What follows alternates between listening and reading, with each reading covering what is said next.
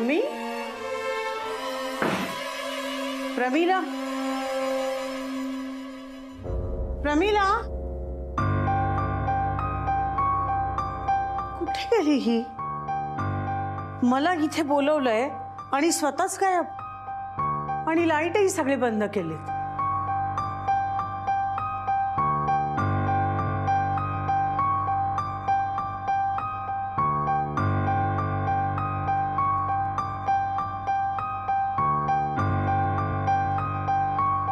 Phone सुद्धा उचलत नाहीये माझा. हे ना, ही सगळं मुद्दाम करतीये, मुद्दाम.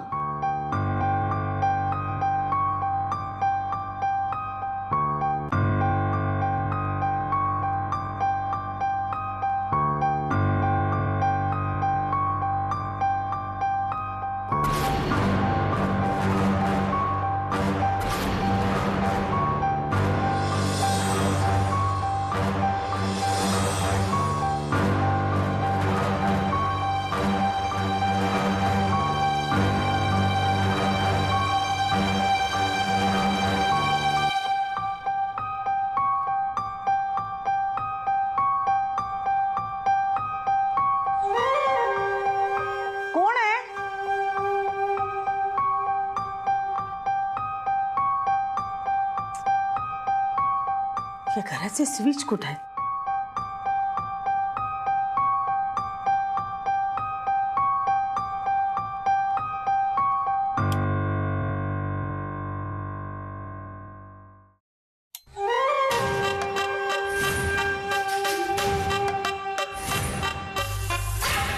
प्रमिला, तू मला इथे काहीतरी सांगायला बोलवलं होतंस ना, मग तू अशी का उभी आहेस? तुझ्यामुळे शरू. माझ्यामुळे? काय हा थिल्लरपणा चालवलायस? तुला काय वाटलं तू ही असली नाटकं केल्यामुळे मी अश्विनी आणि शुभंकरला घरात घेईन? तुझा हा उद्देश मी कधीही सफल होऊ देणार नाही. हा माझा उद्देश नाहीये. आशु शुभू नगरकरांच्या घरी जाणारच, पण माझा खरा उद्देश हा आहे की तुझ्या चुकांची जाणीव तुला करून द्यायची. माझ्या चुका? नगरकर बाई, काय आठवतंय का?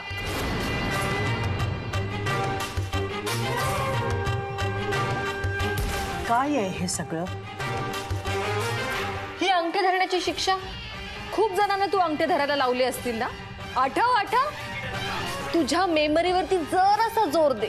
बघ बघ, आठवतंय का तुला? तुला काय म्हणायचंय ना ते मला काही कळत नाहीये. हे बघ, तू मला इथे काहीतरी सांगायला बोलवलेस आणि ते लवकर सांगावंस अशी माझी अपेक्षा आहे, कारण माझ्याकडे तुझ्यासारखा रिकामटेकडा वेळ नाहीये. तुला नाही आठवत? अगं, मला तर वाटलं तुला सगळं काही आठवत असेल. हुशार आहेस ना तू. हा, बरोबर आहे. तुझ्या हाताखालून इतकी सगळी मुलं शिकून गेलीयेत म्हटल्यावरती तुला कसं आठवत असेल ना. मला जरी माझे सगळे विद्यार्थी आठवत नसले ना, तरी मी माझं कर्तव्य व्यवस्थित पार पाडलेलं आहे. माझ्या सगळ्या विद्यार्थ्यांना मी प्रामाणिकपणे शिकवलेलं आहे. आणि किती विद्यार्थ्यांना त्रास दिलायस? त्रास? आणि मी? अजिबात नाही. उलट माझ्या प्रत्येक विद्यार्थ्याला शिक्षण आणि समृद्ध आणि सुखकर करावं म्हणून मी त्यांना शिकवत राहिले. मी ना कुणाला त्रास दिलाय ना कुणाचं नुकसान केलंय. आणि समजा नुकसान झालंच असेल तर ते तुला कसं कळणार? हे बघ, पुढे जाऊन त्यांच्या वैयक्तिक आयुष्यात काही घडलं असेल तर त्याला मी जबाबदार नाही. आहेस. जर एखाद्या विद्यार्थ्याला यश मिळालं तर त्या यशामागे एक शिक्षिका म्हणून तुझा हात असतो ना. आणि तसंच एखाद्या विद्यार्थ्याच्या आयुष्यात जर काही चुकीचं झालं असेल, काही वाईट झालं असेल तर त्यालाही जबाबदार तूच आहेस. काहीही बरळू नकोस. मी नेहमी माझ्या विद्यार्थ्यांच्या भल्याचा विचार केलाय. असं तुला वाटतं, पण मला नाही. तुझा काय संबंध? संबंध आहे. शरू, तुला आठवतंय शाळेत वक्तृत्व स्पर्धा होती. तिथे एका मुलीला नाचायला आवडतं म्हणून तिने हट्ट धरला. इतर शिक्षकांनीही परमिशन दिली. ती स्टेजवरती नाचू लागली. खूप आनंदात होती, पण तिथल्या एका शिक्षिकेला तिचा आनंद बघवला नाही. शिस्तीची कडक, तत्वांची पक्की अशी आदर्श शिक्षिका तिने त्या मुलीचं पण जाणलंच नाही. त्या मुलीचे पाय थिरकायला लागले तेवढ्यात त्या बाईनं तिला थांबवलं. ते नाचणारे पाय थांबले, गाणं थांबलं. त्या मुलीच्या चेहऱ्यावरचा आनंदच गेला. आता फक्त तिला ऐकू येत होतं तो त्या बाईंचा आवाज, तिचं ते ओरडणं.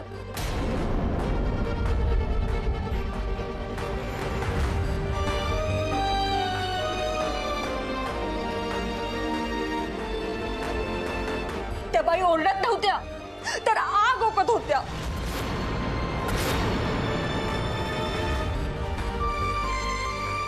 हे सगळं काय? डोळ्यात काजळ, ओठांवर लाली. तू या शाळेची विद्यार्थिनी आहेस ना? हे सगळं शाळेत? हे जर असं नाच गाणं शाळेत केलं तर विद्यार्थ्यांवरती काय संस्कार होतील? सगळेजण, सगळे विद्यार्थी वह्या पुस्तकं बाजूला ठेवून टीव्ही समोर बसतील. टीव्ही बघितल्याने बुद्धी वाढत नसते. तुला आठवतंय तू त्या मुलीला काय बोलली होतीस? तू बोलली होतीस की तू सदा न कदा टीव्ही समोर असतेस ना, म्हणून तू मठ्ठ आहेस, ढगोळा आहेस. तुला नाच गाणं करायचंय, नाट्य व्हायचंय. हे जर सगळं असंच चाललं तर तुझ्या बुद्धीला गंज चढेल, गंज. तुला जर हे असेच नखरे करायचे असतील तर काय होईल त्या मुलीच्या आयुष्याचं? त्या मुलीचं फ्युचर धोक्यात आहे. किती आणि काय काय बोललीस त्या मुलीला तू फक्त बोलून शांत नाही राहिलीस. तू सांगेपर्यंत अंगठे धरून उभं राहायला सांगितलंस. तुला ऐकायचंय ती मुलगी कोण होती? ती मुलगी मी होते, शरू.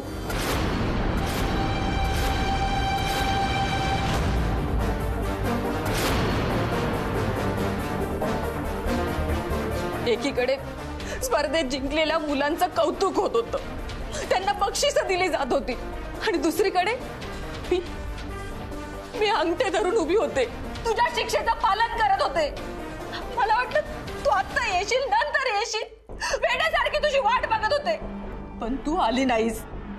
मी तुला सांगण्याचा प्रयत्न केला की बाई मला जाऊ दे, माझी आई आजारी आहे. पण नाही, तू माझं ऐकलं नाहीस. तू तशीच निघून गेलीस. माझे बाबा माझी चौकशी करत आले, पण त्या वॉचमॅनला सुद्धा माहित नव्हतं की त्या वर्गात मी तशीच आहे.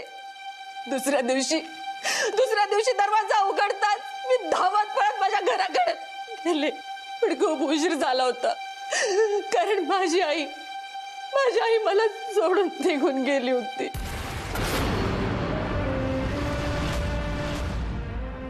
आई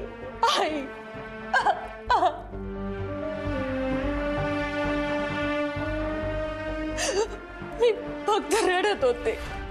माझ्या भरल्या डोळ्यांसमोर फक्त माझा आईचा चेहरा येत होता. बाबा मला सांगत होते की शेवटच्या क्षणी आई माझं नाव घेत होती, माझी आठवण काढत होती, कारण तिला मला भेटायचं होतं. पण जात्या क्षणी, शेवटच्या क्षणी सुद्धा आम्ही माहिले की भेटलो नाही. याचं कारण माहितीये? तू आहे, शरू.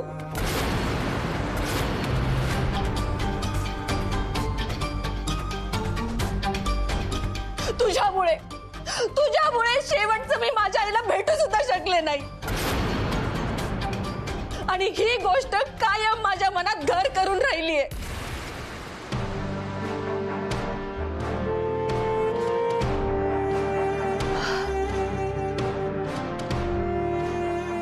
त्या दिवशी तुला शाळेच्या कार्यक्रमात पाहिलं आणि सगळा भूतकाळ माझ्या डोळ्यासमोर उभा राहिला. तो स्टेज, ती नाचणारी मुलगी, तुझं ओरडणं, तुझी शिक्षा, माझी आई गेली तो दिवस, माझ्या आईला शेवटचं पाहता आलं नाही याची खंत, हे सगळं झरकन माझ्या डोळ्यासमोर आलं. भूतकाळ आणि भविष्याची सांगड पडली, आणि तेव्हाच मी ठरवलं, आयुष्यात तुझ्या घरी अशी सून आणेन ना की जिचं शिक्षण कमी झालेलं असेल. आणि गंमत बघ ना, नेमकी तुझ्या बाळची आणि आशूची भेट झाली. दोघांच्या भेटीनं माझं काम सोपं झालं. पण ते दोघे ना खूप साधे आहेत, घरच्यांच्या विरोधात जाऊन लग्न करायला तयारच नव्हते. म्हणून मीच अश्विनी करमरकर आणि शुभूच्या साखरपुड्यात जाणून बुजून विघ्न आणलं. अच्छा, म्हणजे ती अंगठी तू? हो, त्या दोघांचं एकमेकांवरती प्रेम होतं, पण त्यांना त्याची जाणीवच नव्हती. ती जाणीव व्हावी म्हणून शुभूच्या अपघाताचं नाटक केलं. मला तर वाटत होतं की या सगळ्याला मीच निमित्त आहे. पण ते म्हणतात ना, रब ने बना दी जोडी. किती आणि काही झालं असतं आणि कोणी मध्ये आलं असतं ना, तरी यांचं लग्न झालंच असतं. आणि ते झालं. आदर्श शिक्षिका सौ शारदा वसंत नगरकर. खरं तर माझा बदला पूर्ण झालाय आणि लवकरात लवकर मी शुभूला सांगणार आहे, तू माझ्या आईची खुणी आहेस.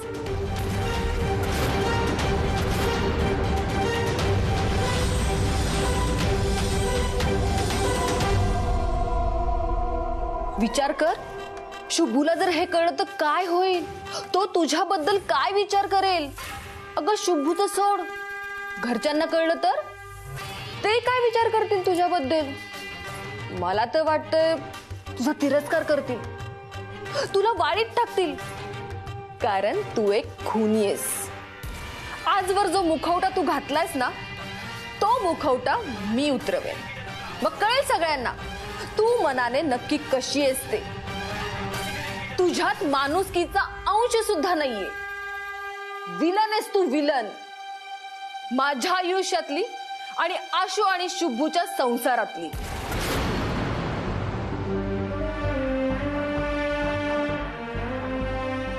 आणि तुझा खरा चेहरा लवकरच सगळ्यांच्या समोर येईल. आईपासून दूर गेल्याचं दुःख काय असतं ना, ते मला विचार. आता हे दुःख बाळला होणार. तुझी तत्व, तुझे नियम यापेक्षाही जर बाळ महत्वाचं असेल ना, तर तू हे नक्की करशील. उद्या सकाळी मी दुबईला जाते शूटिंगसाठी. परत येईल तेव्हा इथला वाद संपलेला असेल आणि मला आशूला तुझ्या घरात सुखाने नांदताना बघायचंय. हो प्रमिला, माझ्यामुळे तुझ्यावर जी परिस्थिती ओढवली ना, त्याचं प्रायश्चित्त मी नक्की करून घे. पण प्रमिला, मी जी तुला शिक्षा केली होती ना, ती शिक्षा चुकीची नव्हती का? त्या शिक्षेमुळे तुला तुझ्या आईला कायमचं मुकावं लागलं.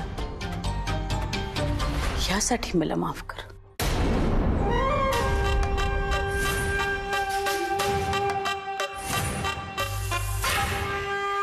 शरू, मला माहितीये मी जे ठरवते ना, ते काही झालं तरी करते. कारण पम्मी तिथे काय कमी.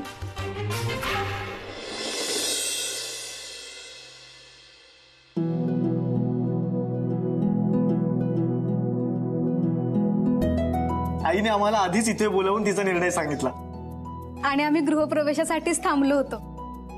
हो, पण आता प्रतीक्षा संपलीये. आता तुम्ही दोघांनी हे माप ओलांडायचं आणि या घरात प्रवेश करायचा. शारदा, तू हा असा निर्णय कधीतरी घेशील हे मला माहितीच होतं. पण हा निर्णय असा अचानक घेण्याचं कारण? मला मान्य आहे, मी माझी तत्व, माझे नियम यांना जास्त महत्व देत होते. पण खरं सांगू का, माझ्यासाठी सगळ्यात महत्वाचं होतं ते माझ्या बाळच्या आयुष्याची जोडीदार कशी असावी. आई, मला सगळं मान्य आहे. त्या पम्मीचा नाद सोडला तर अश्विनी चांगलीच मुलगी आहे. पण तुम्हाला चांगली शिकलेली मुलगी हवी होती ना. कविता, अश्विनी जरी कमी शिकलेली असली ना, तरी तिला समज खूप चांगली आहे. बाळची बायको आणि या घरची सून म्हणून अश्विनी अगदी योग्य आहे. आणि प्रमिलाचं म्हणालीस ना, तर ती सुद्धा खूप चांगली आहे ग. फक्त परिस्थितीमुळे तिला असं वागावं लागलं. हो ना अश्विनी? शारदा, तू हा अतिशय उत्तम निर्णय घेतलेला आहेस. अश्विनी, आता माप ओलांडून लवकर ह्या घरामध्ये गृहप्रवेश कर.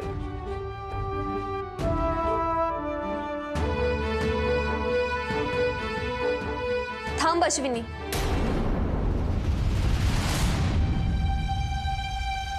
असंच गृहप्रवेश करणार आहेस का? अगं, आधी नाव तर घे.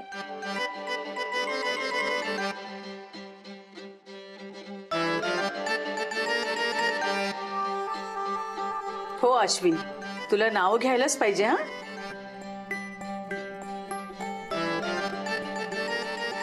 अभिजित राजेंच्या आसावरीला मिळाली शुभ्रासारखी सून.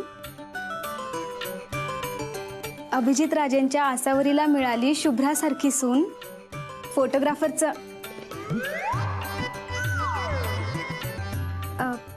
शुभंकर रावांचं नाव घेते नगरकरबाईंची परीक्षा देऊन.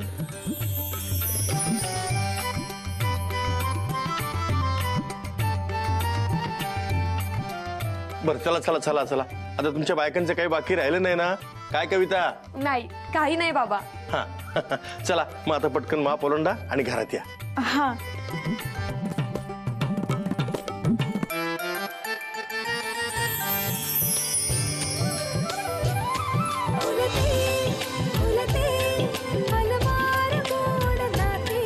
कुणी हे हसुनी सांगून कानी जाते. तुझं माझं जमते जमते, तुझं माझं जमते, तुझं माझं जमते जमते, तुझं माझं जमते, तुझं माझं जमते जमते, तुझं माझं जमते जमते. नवदाम्पत्य काय कुठं हरवलाय तुम्ही? घरात यायचंय की नाही? चला लवकर. कविता, हो आई. आरतीचं तबक आण. हो.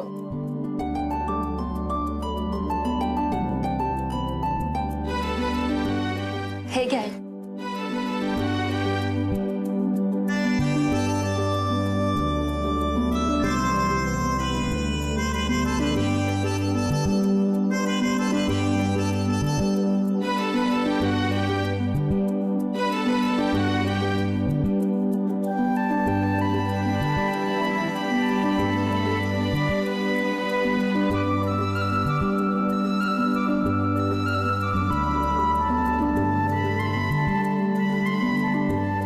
या आतमध्ये या.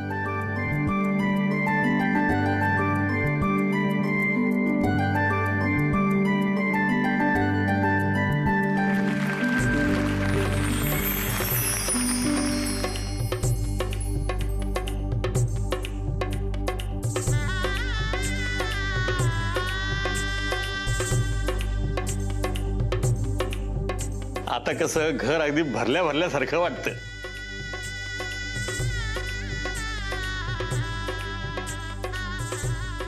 आई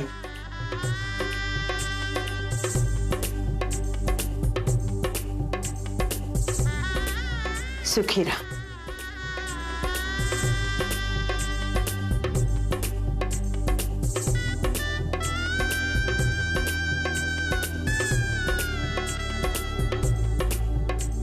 अरे आमच्या कशाला पाया पडताय तुम्ही? दादा, तुम्ही दोघेही वयाने मोठे आहात आमच्यापेक्षा आणि आम्हाला तुमच्या दोघांचे आशीर्वाद हवेत. अगं आशीर्वादाची काय गरज आहे? मी सदैव तुमच्या मदतीला तत्पर आहे. आधी होतास तसंच ना?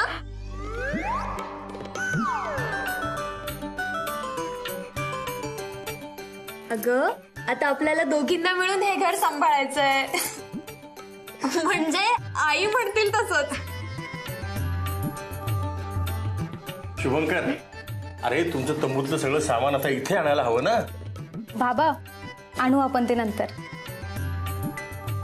मी काहीतरी आणलंय.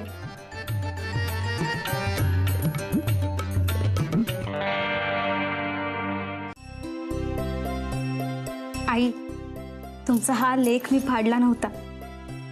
मी त्या पेपरमध्ये तुमचा लेख पाहिला आणि फ्रेम करण्यासाठी मी ते कात्रण कापलं होतं.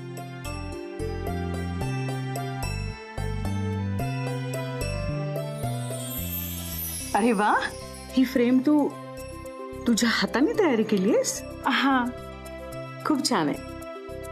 आता कसा हा लेख अगदी उठून दिसतो.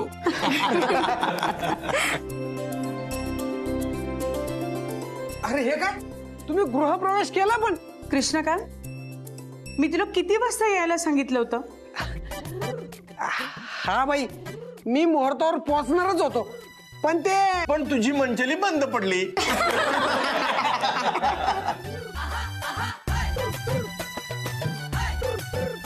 बरं कृष्णकांत, मी तुला जे काम सांगितलं होतं ते केलंयस ना? झालंय, आणलंय. 1 मिनिट, आणणार आहे. शारदा, केकेला तू काय आणायला सांगितलं होतंस?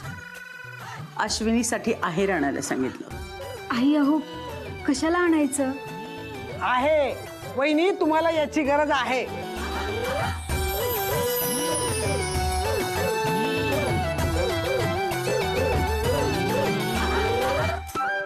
टीव्ही?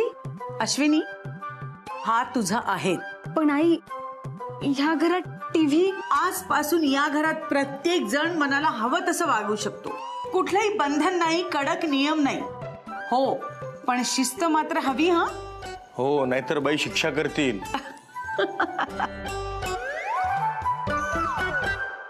कृष्णकांत, ज्या कामासाठी आलायस ते काम करशील आता? हो तर.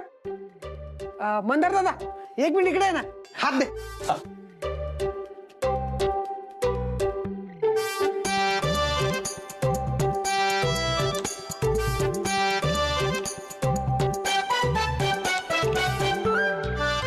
चला नगरकर फॅमिली, फोटोसाठी तयार. Smile please.